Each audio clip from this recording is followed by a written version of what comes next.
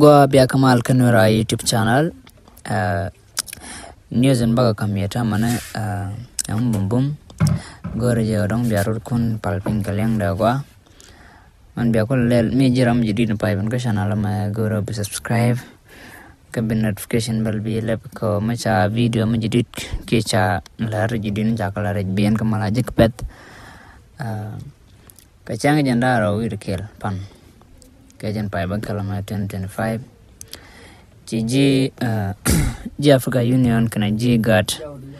chicken ralaka no dong de ke dol me balel dan ci dol mo ci pantena de lel ci docteur machar ci logo dong baluñ te ko ngoti ci kom ke te kam ji Africa Union kana ji gat o dong de kala lat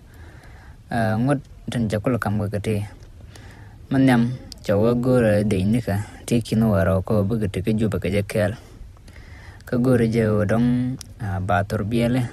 ke kwaku ti kinangwan nying ji UN ba ka deploy ka juba ana ka be deni Uganda ten te ka Sudan bugi jen kandial bu ko ka Uganda bu lo rolian ka jana bol mel fonda goro bawuj ka ba gwar moj karam kel kanete walde ngaike ka spela maji ejan lera dan ci to kono mo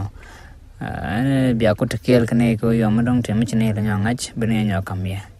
go biya te Kamal